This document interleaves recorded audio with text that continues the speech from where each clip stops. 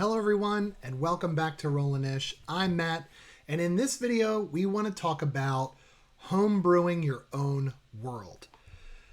Now, do you have to when you're a dungeon master? No.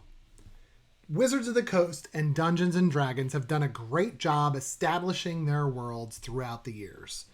In the early days, you had a world called Greyhawk, and in 5th edition, the majority of the stories take place in the Forgotten Realms. If you've seen the movie Dungeons and Dragons: Honor Among Thieves, that story also takes place in the Forgotten Realms in a northern city called Neverwinter and its surrounding areas. A lot of their world has been established. There's certain mythology and lore and pantheons that are followed. And in the story that I wanted to tell for my table in the campaign I'm currently running in my home game, I didn't want to disturb any of that. The story I wanted to tell really just belonged in its own world. And that's why I decided to create my own. So I'm hoping that those of you watching this video will be inspired by that.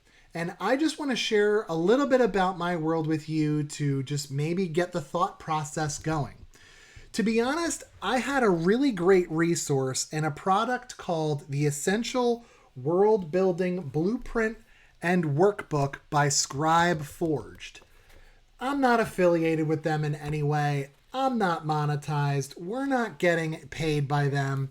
I'm just telling you about it because it's an awesome product. This book really helps get you thinking about the world that you want to build. From the type of sun that exists, to thinking about the moon or moons that you might have, where they're located near your planet, who inhabits your world, what is some of the mythology and lore that they believe in, what are some of the faiths that they follow, are there faiths, who runs the settlements. All these things are in this book to help you really get started and point out the things that you might not be thinking of before you dive right in. So I just want to say, if you haven't checked it out, you've never heard of Scribe Forge, go and check them out. I got this ringed paperback binder that talks about the legal system, how they do criminal trials, social structures, faiths, urban fantasy, city building, sources of magic. Is there magic in your world? I could go on and on. This is a great resource that really helped me get started, and what I'm about to talk about is the result. What you're looking at is a map that I made on incarnate.com. Incarnate is a great resource for game masters and dungeon masters to build their own worlds, but not only that, you could build world maps, store information about your world. You could build region maps, settlement maps, battle maps, individual rooms of individual buildings. You can get as granular and detailed as you want because they have templates that are easy to just use your mouse cursor to paint your world, to pick and choose templated buildings and drop them as you go. It is awesome. So let me tell you a little bit about my world in hopes that it might get your creative juices flowing. So Cerulia is a relatively small planet. It's about 7,000 miles in circumference, making it about the third the size of Earth. The sun is very similar in distance and size to our own, so it is very useful for life, sustaining life. And it is so named because of the blue of its oceans, which sparkles like sapphires. That is why my planet is called Cerulia. And in the campaign I'm currently running, much of it takes place in this main continent known as Ferris. The capital city is located right in the middle of the continent, known as Ferris City. There's a lot of words on my map. That's mainly for my players so they can understand where certain settlements and areas are. But in the campaign we're currently running, we started in the area of Flint Rock Bay, and they are currently working their way through the island of Karcha. So, this planet, Cerulia, was created by a group of 3 gods working together: Amaris, Midori, and Cthulhu.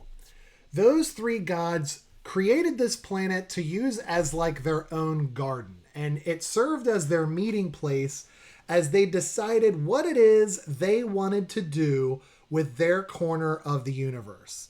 And to kind of flex or practice their creation techniques, they created this beautiful world.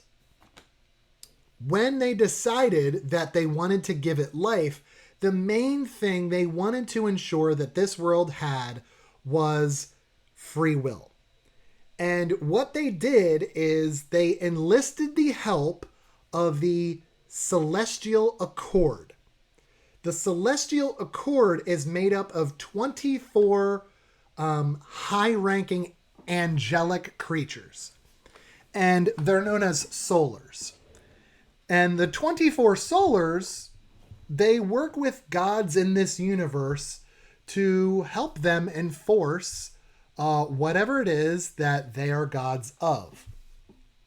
So Midori, Amaris, and Cthulhu, when leaving Cerulia and giving it life and making sure that free will was, alive and well on this world, they used the Celestial Accord to keep an eye on this world.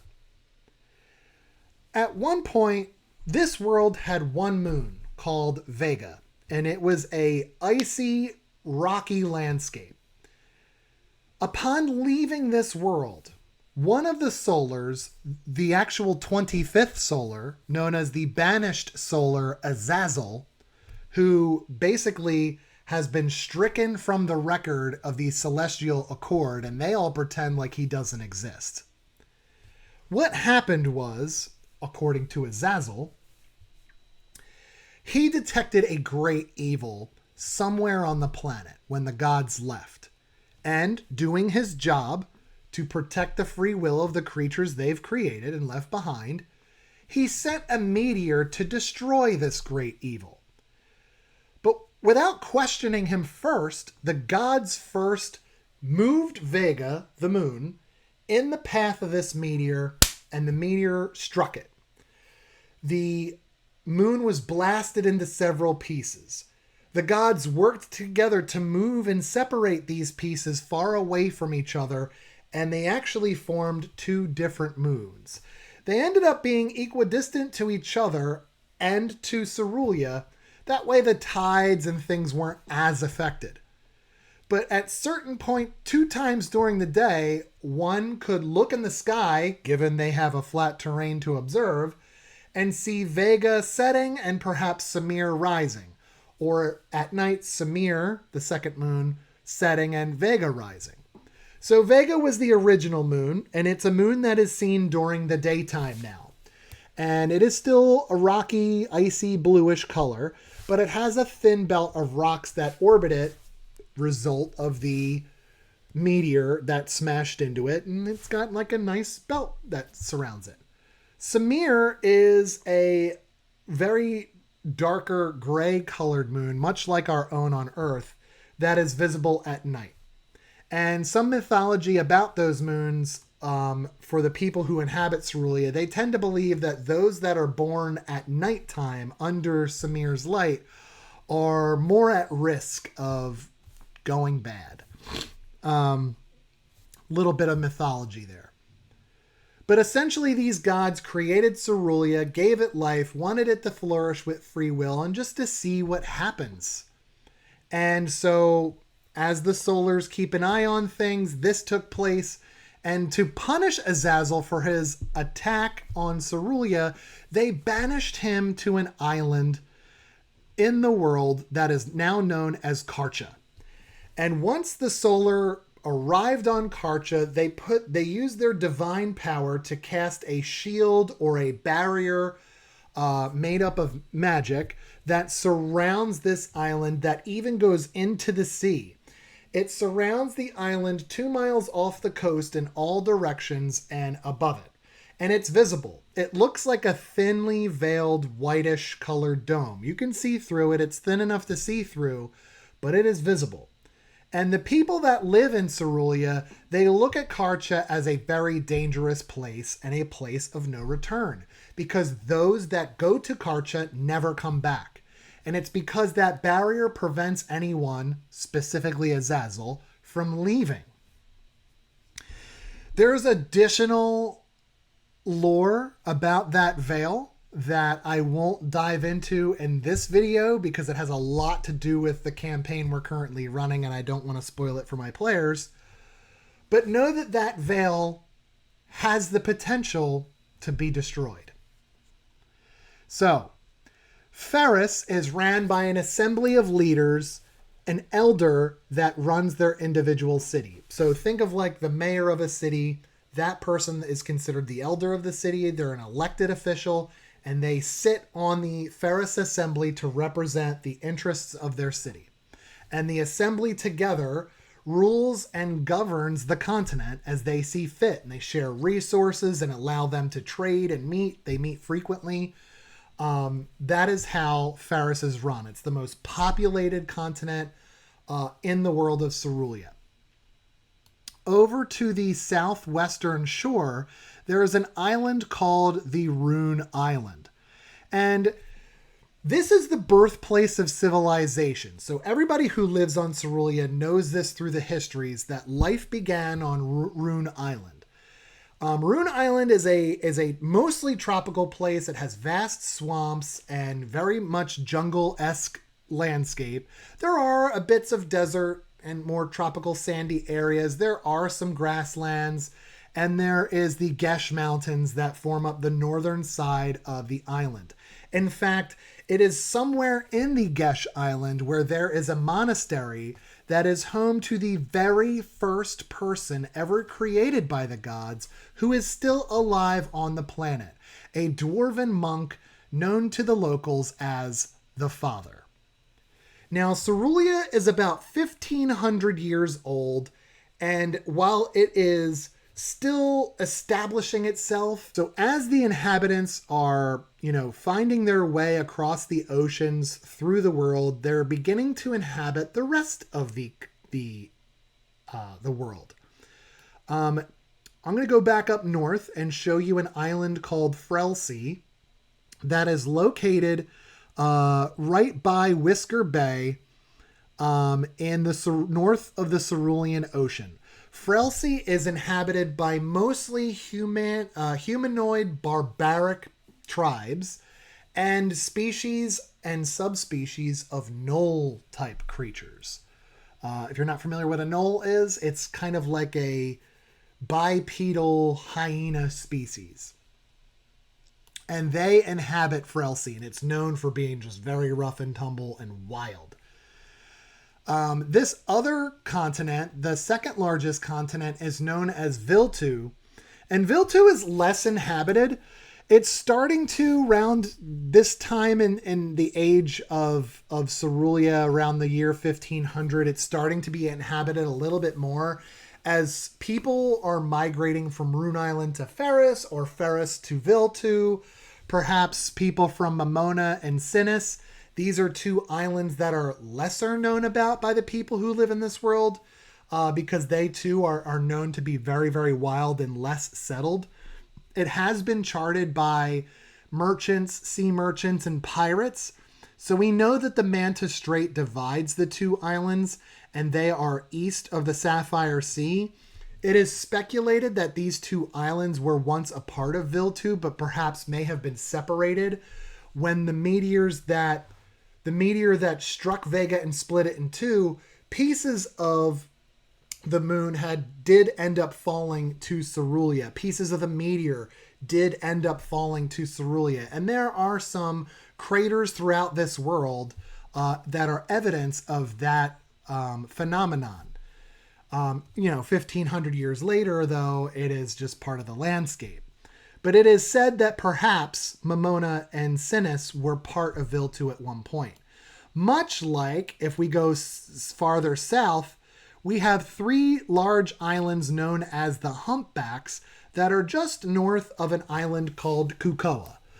Kukoa is kind of like an amalgam of like Earth's Australia and New Zealand. It's very diverse and has many wild creatures on it. Kukoa is known to be home to very large lizard-esque creatures. And what I mean by lizard-esque are like large lizards, lizard folk, and even dinosaurs on this world are inhabited by Kukoa. Kukoa is lesser settled than some of the other continents and places because of the creatures that dominate the space. So Kukoa is ran by a tribal chief, and he runs the settlements that where humanoids and persons live. And then, of course, like I mentioned, the Humpbacks are island settlements that are north of Kukoa that used to be part of it, but were broken up during the event that Azazel had caused when sending the meteor that hit the moons. So a little bit more on that. So these gods that created this place, Midori, Cthulhu, and Amaris, when they enlisted the help of the Celestial Accord, the 24 solars, when they banished the 25th solar, Azazel, to Karcha, that is typically when life was just getting started. So the pieces that did fall to Cerulia from that event didn't necessarily render it a world-ending event, okay? The pieces that fell were mostly the planet could absorb the blow. Much like we have craters on the moon or craters on our own Earth, very similar circumstance because the gods prevented the larger pieces from hitting Cerulia and destroying everything that they had created. So that essentially is what Cerulia is. Now, I used this book to help me really create what and where and all that. This website Incarnate would really help you as a resource in creating your own maps. But I intend on sharing even more with you in subsequent videos to really dive into how I created my own deities. The 3 specifically, and then of course the Council of the Assembly, the Celestial Assembly, which is a group of 24 solars that help the gods monitor their corner of the universe. And Cerulia is such a small speck in terms of how big that universe is. So of the faiths that the people practice in the world, it's mainly the 3 gods, Midori, Amaris, and Cthulhu. There are some high priests of those faiths that do communicate with Zepha, who is the leader of the 24 solars that basically governs the Celestial Accord. They can communicate with Zepha or some of the other solars and are known to receive word back rather more frequently than the gods communicate to their people. And the gods do communicate with their people, but you tend to get an answer a little bit faster from the underlings, right? The ones that serve. So while magic is abundant in Cerulia, faith is very limited to these religions, but in recent years has been opening up to and expanding to include other pantheons. And this is where I've opened the door for my players to use pantheons of deities that they're already familiar with, like the ones established by Wizards of the Coast and Dungeons and Dragons in their settings. I've opened the door to connect these worlds because that would be awesome. But without giving a spoiler to my players who are going to watch this video, although Cerulia is only 1,500 years old, technology is rapidly developing. And it's because of scientists from these other worlds that have come to Cerulia to settle. It is lesser known that they're from other worlds because, governing bodies like the Ferris Assembly, They don't want the whole world knowing that, yes, there are other worlds that are inhabited by other creatures and they've come to visit us. And this is some of their technology, because it might freak them out. Kind of like how there's debate that we are not alone in our own universe. And if the government ever let that get out, we would all panic, right? I don't know. I wouldn't, but maybe there are some that would. But that's a similar circumstance. So although it's a very young world and they're still reaching out and venturing out to these other lands to begin their own settlements, technology is rapidly advancing. Like, the homes are built of wood and stone. There are ships that can sail and circumnavigate the globe. Some areas are known to be more dangerous than others and thus have been charted in the stories by the sea. Those who travel the sea have begun to spread. Histories have been written and done. But the technology is now at the point where technology from other worlds is reaching Cerulia, to the point where skyships are now a thing. Now, skyships kind of found their life in the world of Eberron in D&D Wizards of the Coast lore, or if you follow, the world of Exandria by Critical Role, they use skyships. Skyships are a thing, albeit a very new thing in the world of Cerulia. There are not many of them, but they do exist. So while technology is rapidly advancing from a scientist that might have been lesser known elsewhere on their world, they're famous on this world for being geniuses who are advancing the world, right? So that's just a little bit more insight on how things run in the world of Cerulia. Now, in future videos, I do want to dive into the pantheon of gods. I want to talk a little bit about the creatures in the world, some of the magic, some of the homebrew items that we've created in our campaign. I'd love to demonstrate some of that for you as well. If there is interest in learning about the campaign that is being ran in this world at our home table, drop it in the comments and let us know if that is something you're interested in knowing about. If it's something you want to watch as a stream, we can certainly do some recaps of what we've already done. We're about 40 sessions into our campaign, so we can catch you up and then start streaming midway through, kind of like how Critical Role did their first campaign. They decided to stream midway through campaign and they just dove right in. We can certainly do that if there's enough interest. But really the spirit of this video is to introduce you to the world of homebrew and let you know not to be afraid to try it. I myself, when I learned how to play D&D, I dove right in as the Dungeon Master. I used a starter kit that I got at my local game store, and in it was a booklet called The Lost Minds of Phandelver, written by D&D and Wizards of the Coast, taking place in the Forgotten Realms. And it's a great starter campaign to introduce you and teach you the rules and get you playing the game. What I did was I spun off that mini campaign into my own homebrew world within the Forgotten Realms. And when I got to thinking it, when we ended our first campaign and we wanted to get into our second campaign, the story in which I am telling and starting to tell you is something I felt really needed its own space. So if you're a DM out there and you've got a story in mind and you really don't want to disturb lore and mythology that is already out there, you don't want the we call them rules lawyers, right? The people who've been playing D&D for so long that can tend to be a little gatekeepy. You don't want to disturb that apple cart. You want to make your own thing.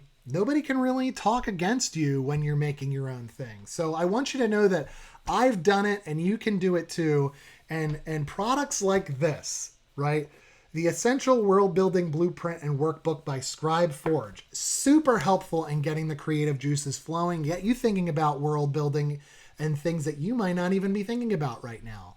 Things like Incarnate can help bring your world to life by building your own maps. These are some of the things that really encompass homebrew, much like the rule table that we had that's in our YouTube right now, the top 10 homebrew rules that we like. You can really make this game your own, and that's what I'm really trying to express to you out there. So hopefully you found this helpful, and if so, just drop a comment. Be sure to like and subscribe, share it if you can. And let us know if there's more information you'd like to have, or if you're interested in seeing us stream our game from this world. we might consider doing that as well. So until we see you again, keep rolling those dice, and we'll see you at the table.